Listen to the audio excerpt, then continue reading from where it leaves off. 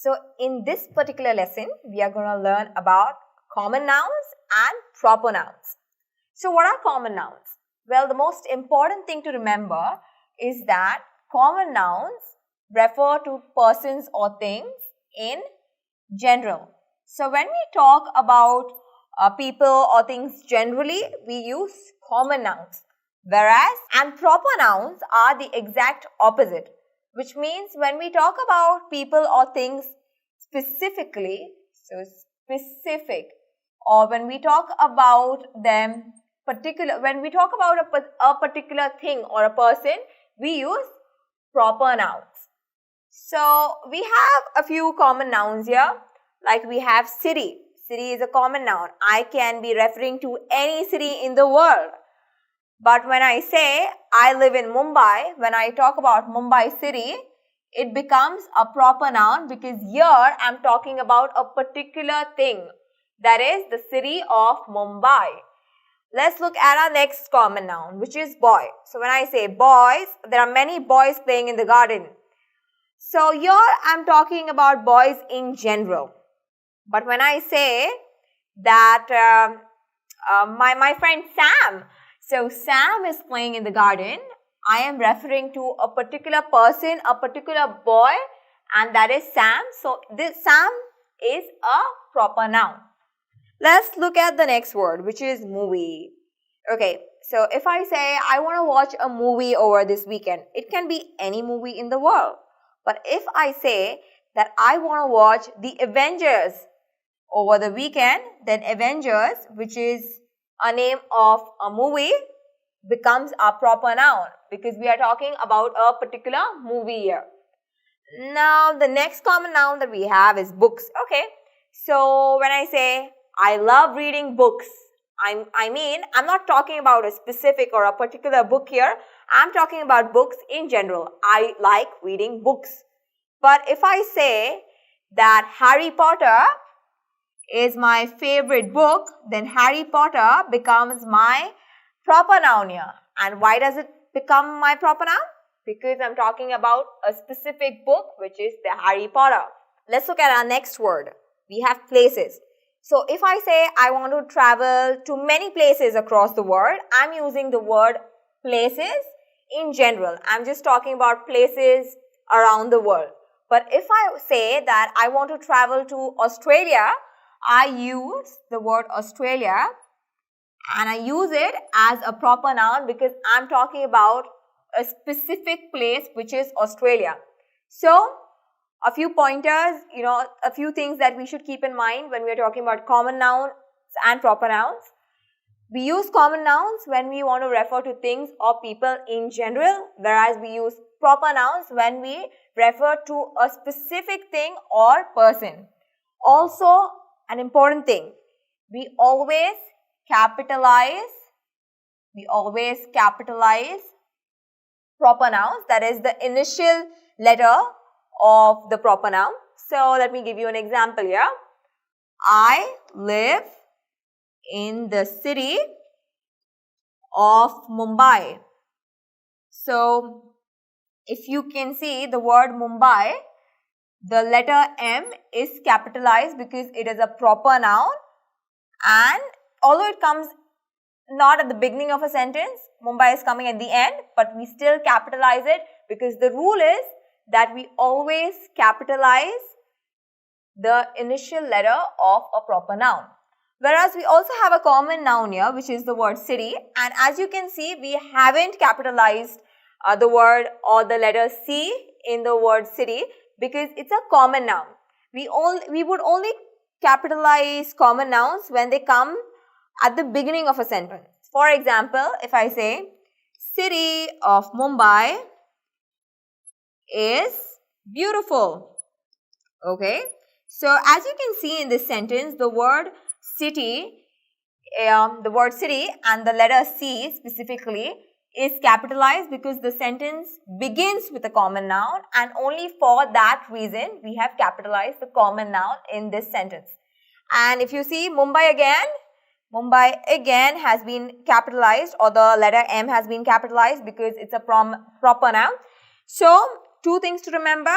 Common nouns, we talk about them generally.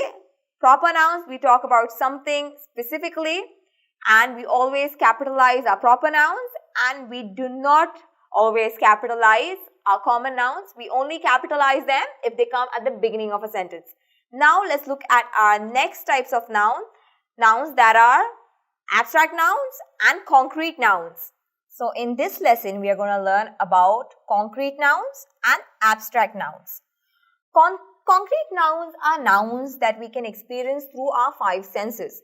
That means we can see it, we can smell it, we can hear it, we can taste it, and we can feel it through touch.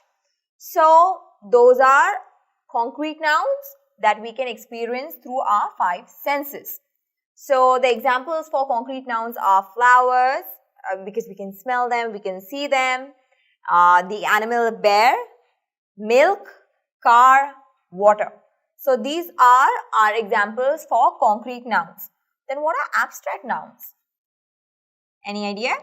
Well, abstract nouns are the exact opposite of concrete nouns. So exact opposite. So when I say exact opposite, that means we cannot experience abstract nouns through our senses. So abstract nouns are basically, they are quality. Qualities, ideas, emotions. So these are our abstract nouns. Okay, so let me give you a few examples of abstract noun. We can take kindness. Kindness. His kindness got tears or brought tears in my eyes. Then we have honesty, which is a quality again. Love. Freedom. Freedom is an idea. So these are our abstract nouns. So the major difference between concrete nouns and abstract nouns are that we can experience concrete nouns through our five senses. That is, we can see it, we can smell it, we can taste it, we can feel it through touch. And abstract nouns, on the other hand, we cannot experience them through our five senses. They are emotions, qualities, and ideas. So let's move on to our next type of nouns, which are collective nouns. So we are going to learn about collective nouns. So collective nouns refer to a group of persons or things. So they talk about things collectively or as a unit. So let's look at these examples. Family, troop, team, army, crowd. So let's take an example. Let's take army. So when I say army, I mean it's a collection of what? Of soldiers. Similarly, when I say crowd, I am talking about a collection of people. So we talk about things or people as a whole, as one unit. Let's look at the word family here. So when I say family, I am not referring to each and every member of the family. I am talking about family as a unit, family as a whole, as one whole unit. So these are our collective nouns. Now let's look at countables and uncountables. So what are countable nouns and uncountable nouns? Well, simply put, countable nouns are nouns that you can count, and uncountable nouns are nouns that you cannot count. So basically, we can put a number before countable nouns, like 1 pen or 2 pens, 3 books, 100 flowers.